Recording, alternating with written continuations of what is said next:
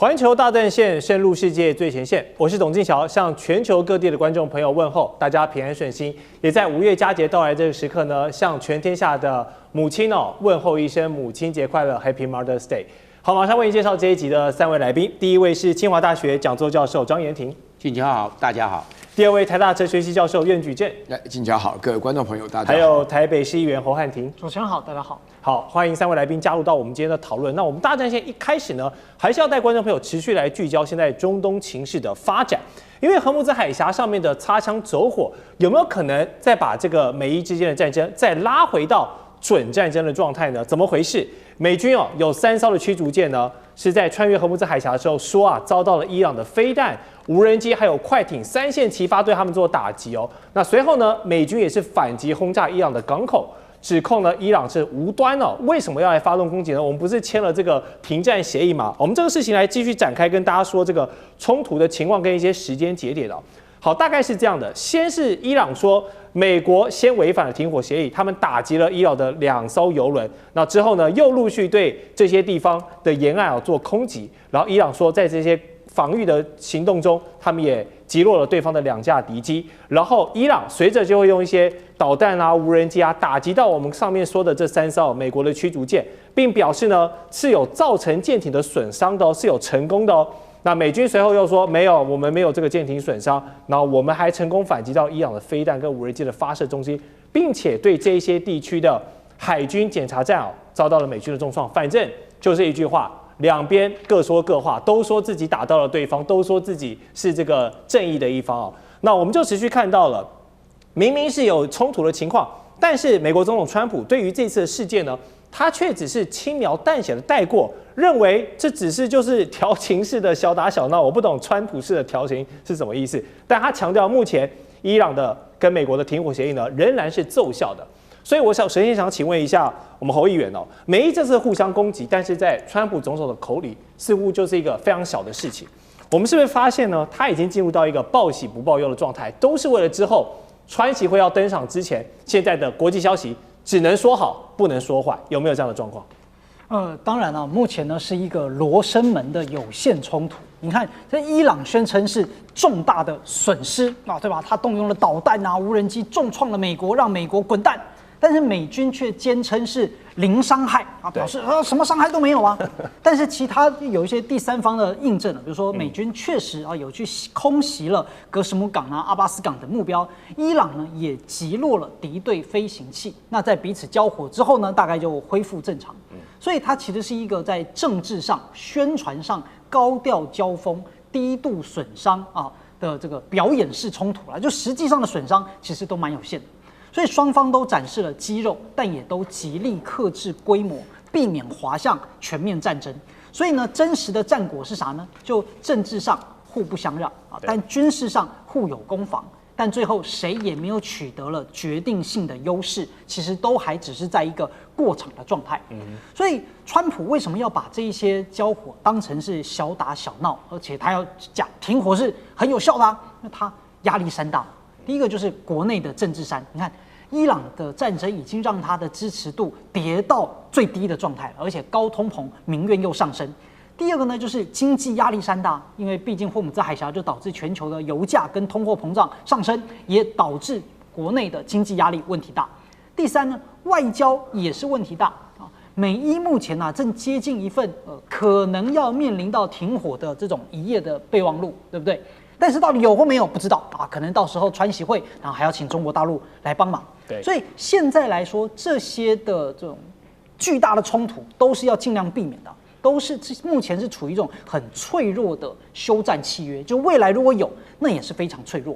所以目前最大的美国事情就是川习会。那在川习会跟着习川会好不好？习川会之前这个停战的迫切性就非常重要，它就是在跟时间赛跑。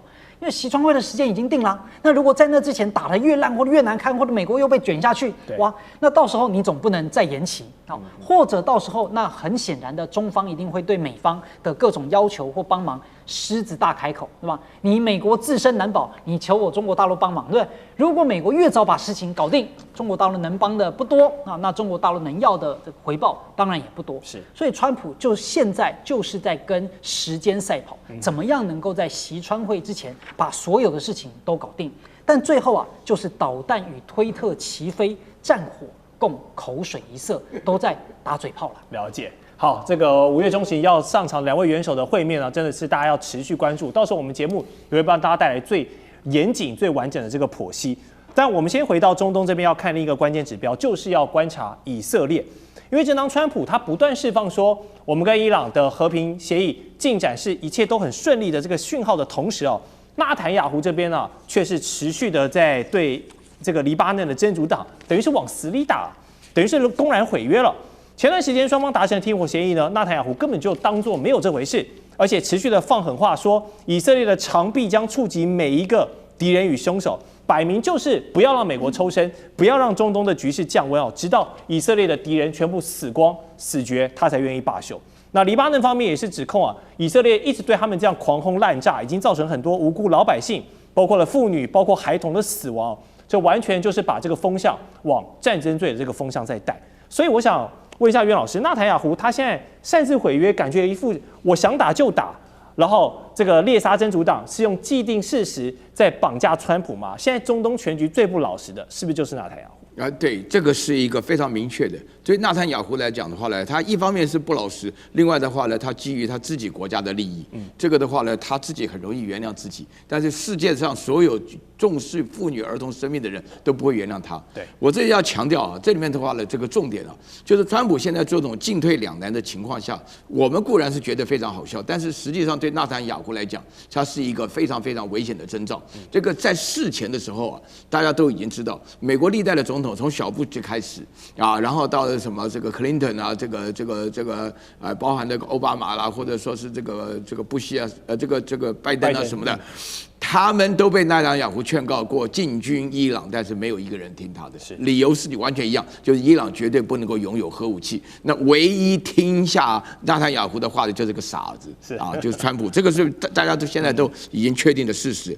那另外的话呢，他现在中间的过程当中呢，虽然说是停火，但是不晓得大家有没有注意到，伊朗有一个坚持的条件，就是这个抵抗之虎，就是以大区域当中所有抵抗以色列的部队，包含了这个你这边讲的真主党啊。或者是这个伊拉克的民兵啦，或者叙利亚的民兵啊，甚至包含了哈马斯啊，或者说是胡塞武装，这些都叫做抵抗之虎。对伊朗来讲，这个都是应该停战的行列当中。那么川普答应了没有用，以色列的话呢，就想尽办法在这个黎巴嫩南部，也就是以色列北部这边大肆屠杀，屠杀的人非常，每一天都有上10个人的生命的这个牺牲，而且的话，到目前为止，整个这一波的攻击120人中包含了妇女跟儿童，这是个非常非常残忍的事情。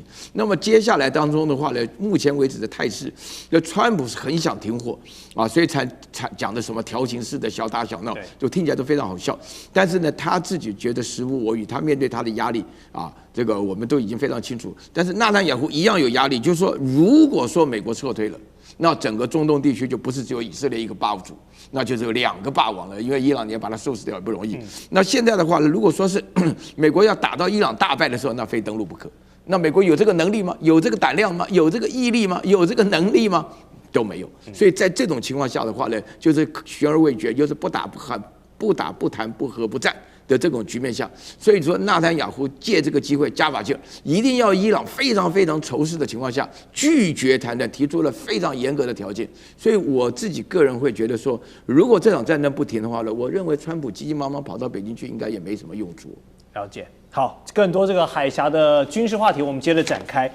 之前川普是高调推出了所谓的自由计划，说要护航全球的航运啊，我们可以安全顺利的通过这个航道。结果没想到呢，不到36个小时，这件事情就喊停了。虽然说是暂时喊停了，现在被 NBC 爆料说喊停的理由就是因为沙烏地阿拉伯跟科威特2位盟友呢，他们拒绝来提供美军基地跟空域支援了。说白话就是不想再进一步惹怒伊朗，不想再挨飞弹了。好，伊朗这边有什么蚊子舰队这个东西啊？现在改变了这个海战的规则。什么东西呢？派出了几百甚至几千艘的快速艇哦，搭配无人机、反舰飞弹、海石洞的地下基地等等，这样子倾巢而出，打的就不是一个传统海战，而是蜂群消耗战，可以说把不对称战法玩的是淋漓尽致。我想问一下张将军，这个军事战术你是专业的，怎么分析伊朗蚊子舰队这一招？还有现在中东盟友他们不愿意再押宝美国这件事情，现在伊朗的战力还是让中东这些石油国这么忌惮？因为这些北大西洋公约组织还有中东这些国家，如果是支持是挺美国的话，就挺以色列。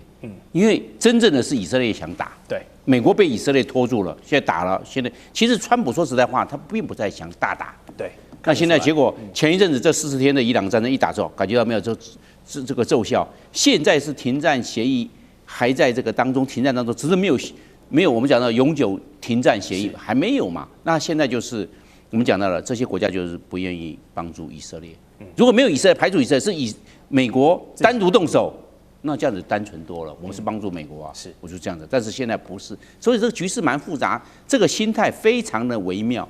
因为以色列在加沙走廊杀了太多的巴勒斯坦人，7万多人，有将近2万人是这个小孩子跟老弱妇孺，你怎么交代？2万人人命，以色列怎么解释？现在又在黎巴嫩还在打，又死了好多的平民，因为他不差异轰炸，没错，炸到了学校也炸到了医院，你怎么去解释？那现在大家要不要挺以色列？那当然不挺以色列啊。那你现在美国在挺以色列，那我干嘛要去挺美国？是这个样啊，这个间接跟直接的这种因素啊是交错的。最重要的是以色列他犯了战争罪、种族屠杀罪、人类我们讲的违反人类罪是这个样。那现在我们看哦，就是这个伊朗的蚊子舰队，他考量到3个，伊朗马上做调。第一个，这个战损小，因为他这个所有的这些高速快艇呢，2个人到8个人不等。我损失只是2个人嘛，最多8个人，这看那个艇的大小，还有它的任务的性质，2个到8个人。但是如果但是我的宣传效果大，他哪怕是一个2个人，但是也是一个作战单位。为什么这个船在跑啊？美国那个驱逐舰队200多个人，那也是一个单位。是我这2个人呢，也是一个单位。我只有1%的美国军舰的人力，但是却是单位大家1比1，只是你大我小。但是这个宣传效果大，对伊朗来看。我当然用这个啊，对不对？这个第二个呢，它可以引蛇出洞。这个船跑出来的高速到40节，你要拦截还是不要拦截啊？当然要拦截啊。好，飞机或者船或者是这个美国的军舰，你就暴露高风险。你战机过来，有没有地对空飞弹打你？你军舰过来，我地对舰的飞弹，还有无人机对你威胁，你要不要？你都要去面对了，就是引蛇出洞。现在伊朗啊，2个人到8个人啊，会造成美军这方面劳师动众，大费周章啊，变成事倍功半，要不要？要不要做？所以美军考量要出动还是不要？要出动，不出动怎么可以？那我们算不算要去打通荷姆斯海峡？要，那你就要出动。那美军在这一方面都是大型的军舰，尤其它远渡重洋而来。第3个，这些小型的这些快艇啊，蚂蚁雄兵啊，都是采取打带跑。打了就跑掉了，打游击上面对，可以，你不要看它那个小，它可以发射那个反舰飞弹呢，短程的，我就直接拿短程的反舰飞弹去打你，上面还有机关炮，是这样子。那你这种打带跑的形式，造成袭扰战，对美军来讲是个消耗战。你要不要消耗啊？你打它，我顶多牺牲2个人，我就那个船就2个人，但是万一他这个小型的这个反舰飞弹打到美国，那不得了。他以小博大。对，是这样子。所以这个就是我们讲到的打带跑、以小博大的战术。所以蚂蚁雄兵现在这个伊朗在这边来用的话，是最好的不对称作战。而且我们知道它的完毕之后躲到那个海，我们讲的所以那个山洞航道里面去了。没办法，你炸不到躲进去了。为什么？它体积小，好进去啊，大船进不去啊。所以伊朗它是采取不对称战术，发挥了一定的效果。了解，好，谢谢张将军帮我们的分析，可见这个蚊子战法真的是让人很烦呐。好，稍后我们回来要继续探讨现在的油价高涨，混乱的关税呢，让美国社会现在的怒气值真的是越叠越高了。川普总统的期中选举怎么办？另外还有中共的反贪腐震撼弹。2026年，我们还会看到有更多的高官要被翻旧账、肃清了吗？更多的全球热门话题，我们待会回来。